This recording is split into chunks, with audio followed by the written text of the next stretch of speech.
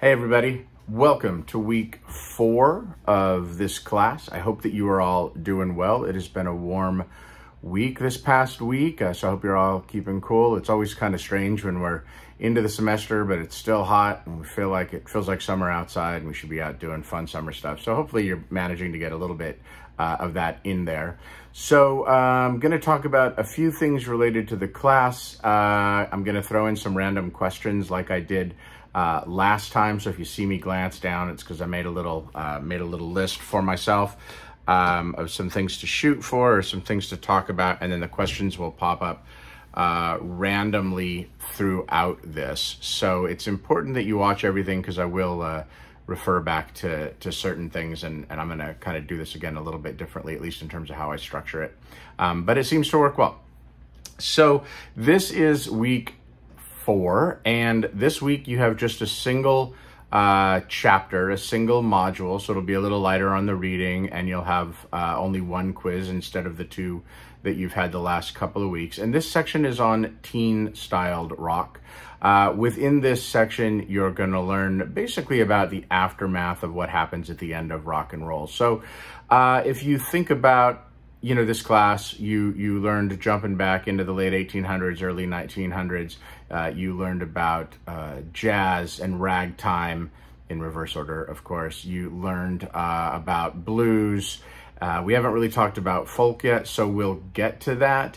And you're learning about rhythm and blues, of course. And as you learned about rock and roll last week, and really, rock and roll was just a term that was used for, it was kind of a safe term to be used for rhythm and blues. So rhythm and blues, the term was very much a black-centric term, and there were a lot of folks that maybe didn't want their kids listening to that kind of music, or whatever was going on. It had all sorts of implications and things like that, at least to some bits of society. And it's important to think, I'm just thinking about this now, but it's easy to put things into boxes and bubbles and think back and go, oh, everybody was racist in the 50s, and that was not the case. Were there racist people back then? Certainly. Are there racist people now? Absolutely. Are there more racist people now than there were back then? Probably not. But we have a very skewed view of the world because of social media, because of the 24-hour news cycle, and because you have these, channels, if you will, on the left and on the right that really, their main goal is not to report the news. Their main goal is to satisfy their advertisers. So their main goal is to keep you coming back. And a lot of times they'll do that through fear. And that's done I see it on both the left and the right. I have friends that are on both sides, both extremes of the spectrum, people that I know and love. And really a lot of what drives this is fear. And so it's easy to look back and to make judgment calls, but the reality is that life is complex and people are complex, and as you'll continue to learn through this class, race plays a role in a lot of this early on, but it still plays a role not to as much of a degree nowadays as it did back then, but it's still a factor. And I think it always is. Like I mentioned last week, this is unfortunately one of the negative sides of humans, right?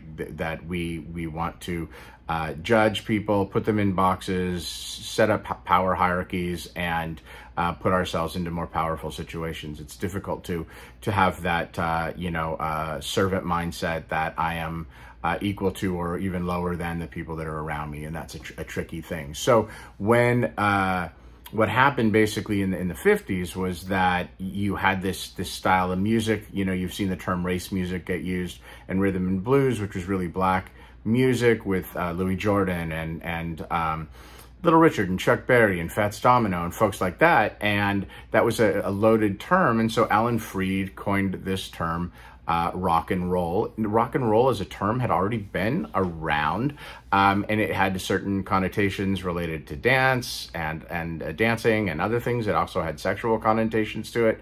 And so what happened was basically they started using the term rock and roll because it was a safer term. And to put that into a more recent context, when I was growing up, hip hop was not a style of music. Hip hop was the culture, and we'll talk about that down the line in this class.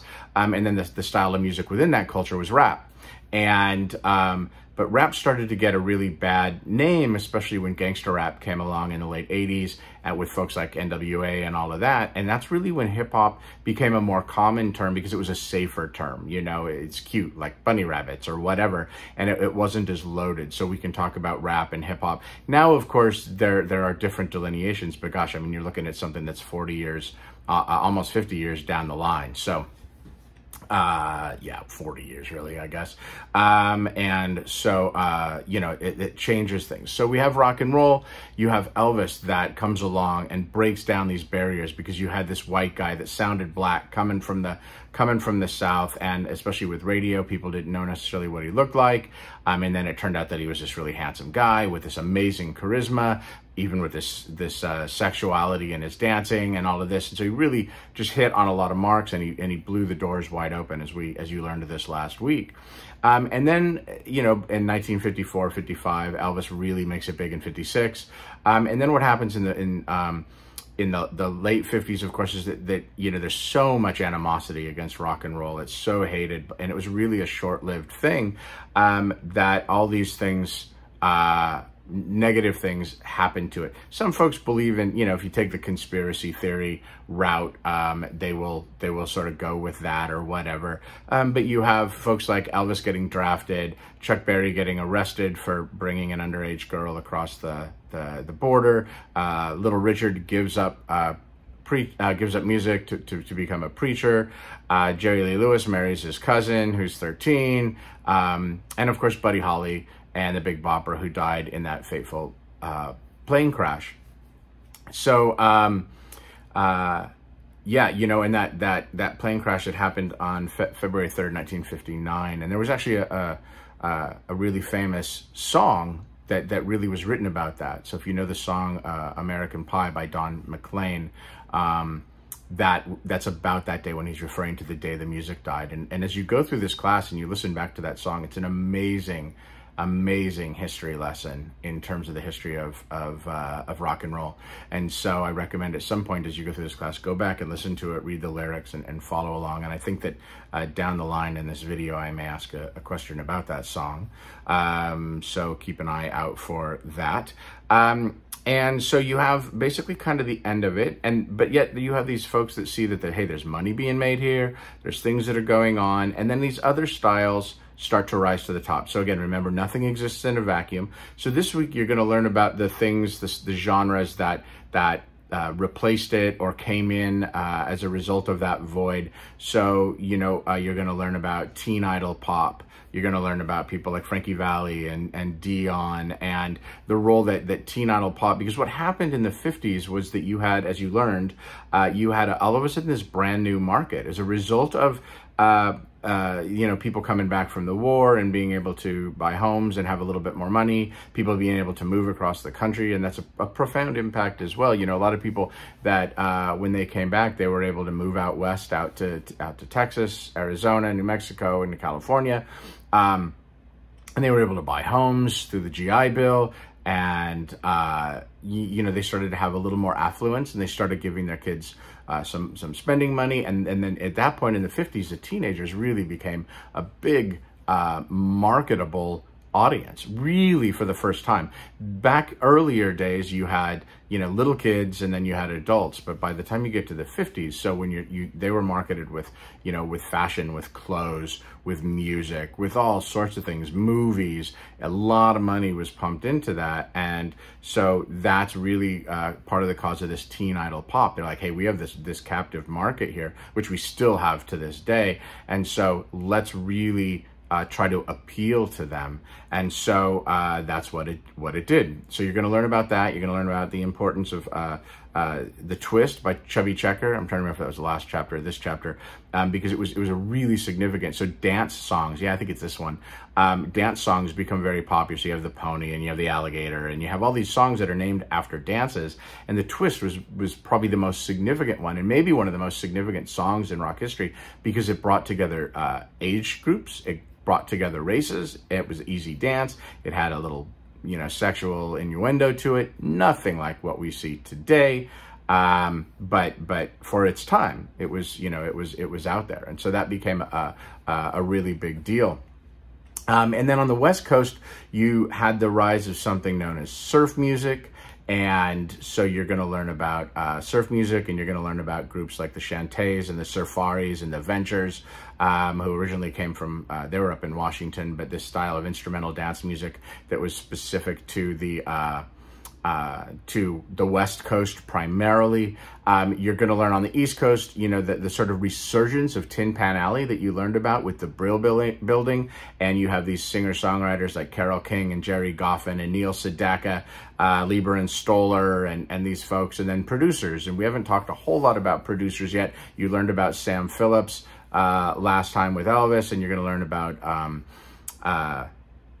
Phil Spector and the Wall of Sound, and this sound that he came up with that was super influential to the sound of popular music in through the early 60s, mid 60s, and influenced artists later. And so one of the artists that had a big influence on was Brian Wilson and the Beach Boys, who became very influential in their own right, and a lot of what they did very much influenced the Beatles.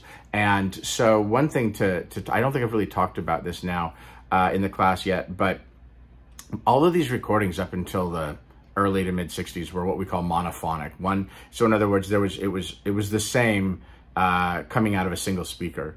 And then a little bit later into the mid 60s, stereo became more popular. And the Wall of Sound really only worked in mono. Once you got into stereo, and stereo means that there's a field of music from left to right. And you'll know this, most everything that we listen to now is at least stereophonic. If not, now you can have 5.1 and surround sound and all of that. But most everything that we listen to is stereophonic. So if you ever listen to songs from the late 60s on, you know, if you only have like one AirPod or earbud in or whatever, and you'll be like, how come I'm not hearing the drums, or I'm only hearing one guitar part, and then you put it in, that's stereo. So they mix the music with stereo so that you'll have certain things across this spectrum, what we call the stereo field. But prior to that, everything was mono. So it would sound the same whether you were listening through one speaker or two. You might get sort of a psychoacoustic feeling of things being different, but they're really not. And so Spector's Wall of Sound really only worked well in mono. So if you really want to hear it, you got to find those mono versions of those recordings.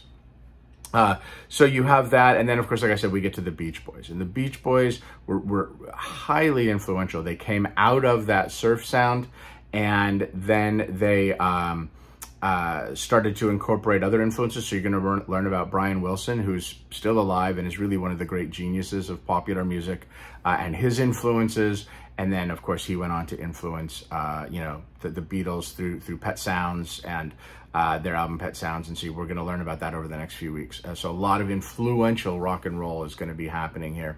So, yeah, so I'm not going to keep going down in that because you're going to learn all about it. I do want to talk a little bit about the class and some of the things that you need to know that maybe we've been missing out on. So a couple of thoughts. One is make sure that you're listening to the playlists. Make sure that you're actually listening to the music.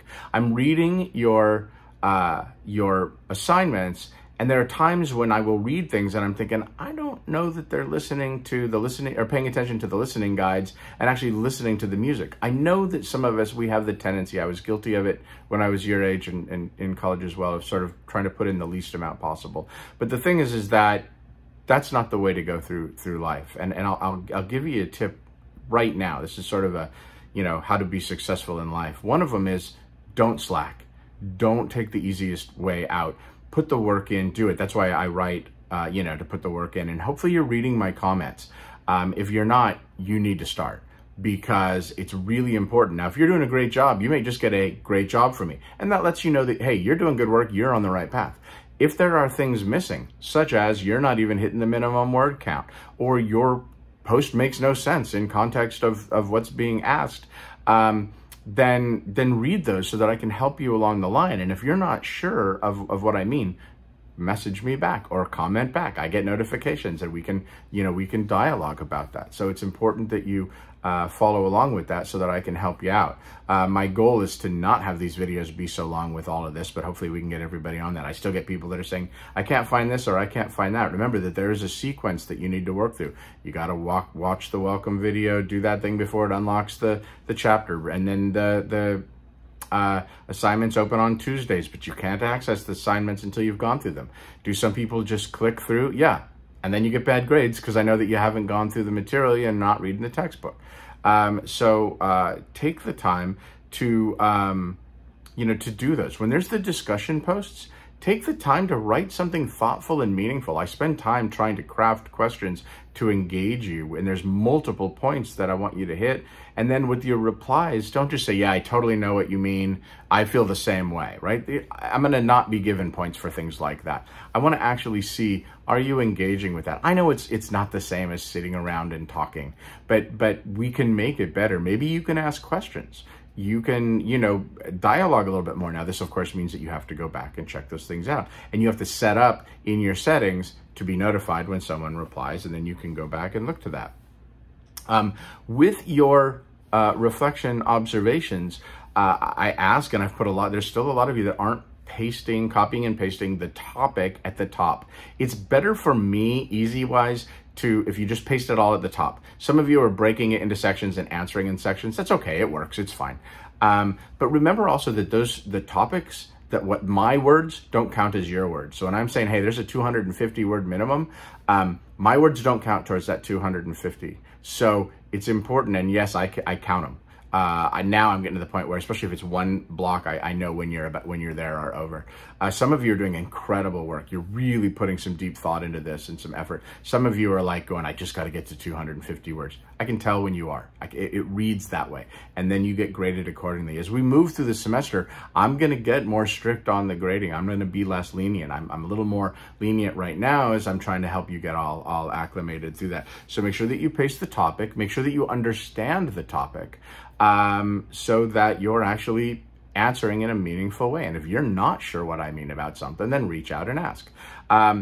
So also, I get these like last minute things, or people are saying, I can't find this at the last minute. So here's the way to run this class. So Monday, the video comes out. Watch the video on Mondays. Get it done, maybe even get into some of the materials, and then start thinking about those assignments come Tuesday so that you're not running into it. So today is Sunday afternoon. I just logged in. We're getting some discussions going, but maybe a third of you have done your reflection observation. Now, that's fine. It's not due until the end of the day today. Last night. I am getting some of you that are running out of time, and I'll see it's like 11:59 and you're hitting submit so that you can get posts in. Don't wait to the last minute. I'm going to give you another sort of tip for success for life. Manage your time well. People that are successful in life manage their time well. They discipline their time, they structure their time, and they manage it. They build good habits for working. So if you want to be successful in life, and you determine what is successful for you, I don't know what that is, but whatever that is, it's going to require good time management somehow, right? Whatever that may be. So that's the thing, is like, watch those videos early in the week, Monday, Tuesday at the latest, so that you can get rolling in. If you're trying to crank it all out and saying, I'm just going to blow it off till the weekend, then that's where things can go awry. You're also putting a lot of faith in technology. You're putting a lot of faith that your power's not going to go out, that the Wi-Fi is not going to go out, that the internet's not going to go out. So really be on top of that. I think that's it for now. It should be a good week. Listen to the music, pay attention, watch the videos. It's all there for good reasons.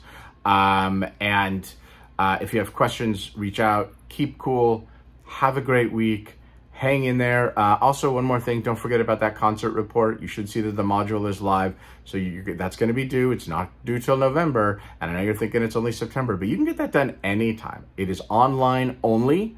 An online video only. Things are just still too weird, and my fears are going to get a little weirder. So it's online videos only. I think that's it. Take good care, and we will talk soon.